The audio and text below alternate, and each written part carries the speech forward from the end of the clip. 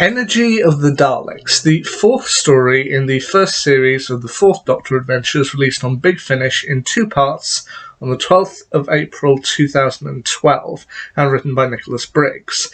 Now, originally this was going to be the debut story of the Fourth Doctor Adventures on Big Finish, but it was feared that with the Daleks' return, they might overshadow Tom Baker's return as the Doctor. So this was kind of pushed back to partway through the series as kind of a mid-series boost.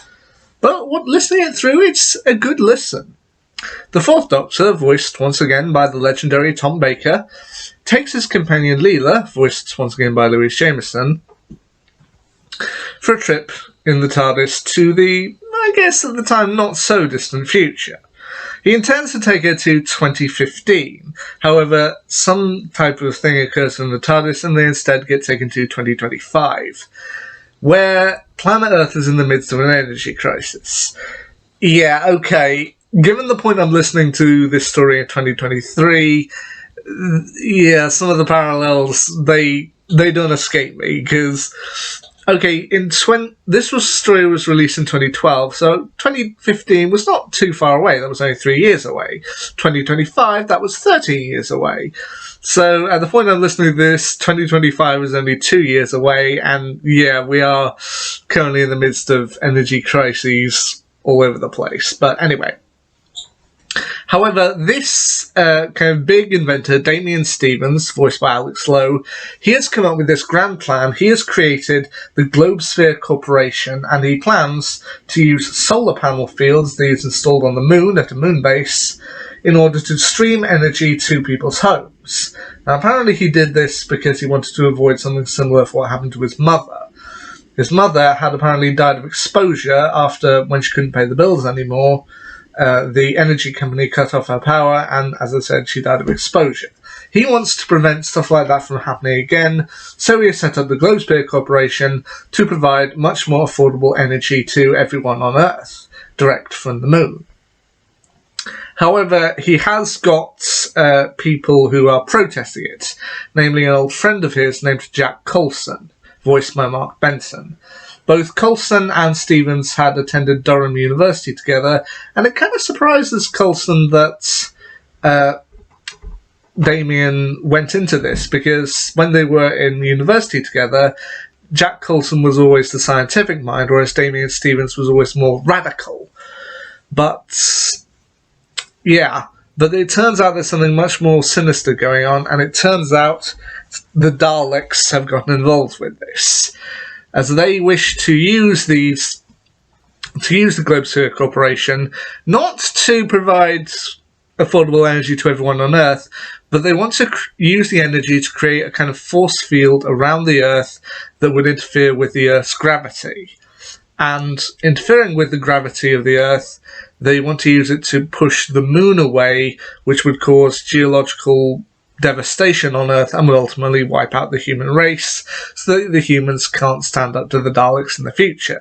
So it's up to the Doctor, Leela, and Jack Coulson to find a way to stop the Daleks and ultimately put the world to rights.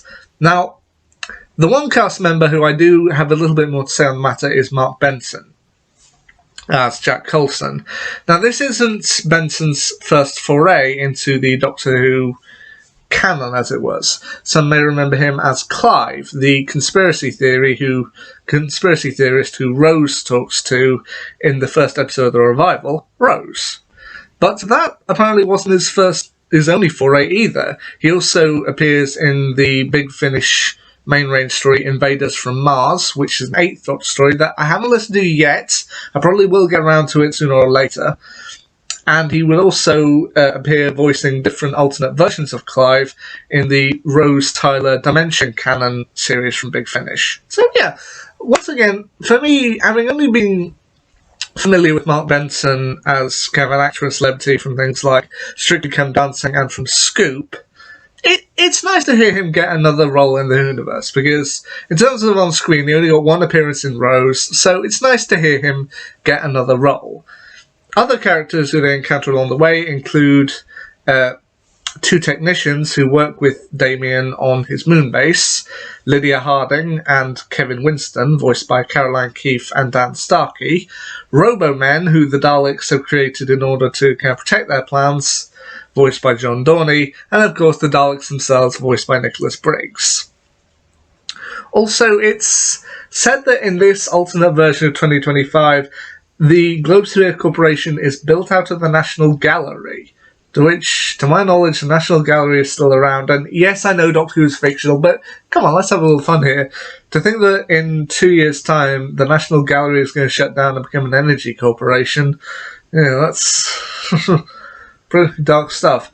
But I think overall this story is actually a ton of fun, and it does have a great cast. Tom Baker, once again, I think I said in my previous Fourth Doctor Big Finish review, Wrath of the Incenni, that I did feel like the same thing with Colin Baker and Sylvester McCoy, that they were a little bit slower now, but I think that's disappeared from me now, because I hear him and I'm no longer thinking you can hear the age in his voice. No, he's back in it and he's having a ton of fun with it.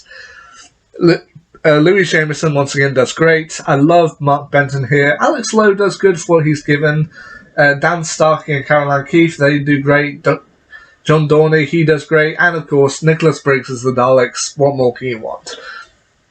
Overall, while I don't know if it's necessarily one of the best Doctor Who stories, it's a nice short adventure, considering that some of the other Big Finish stories I've listened to have all been around 4 parts. This is only 2, but it's a ton of fun to listen to. I mean, you got the Fourth Doctor, you got Leela, you've got Daleks. What more do you want?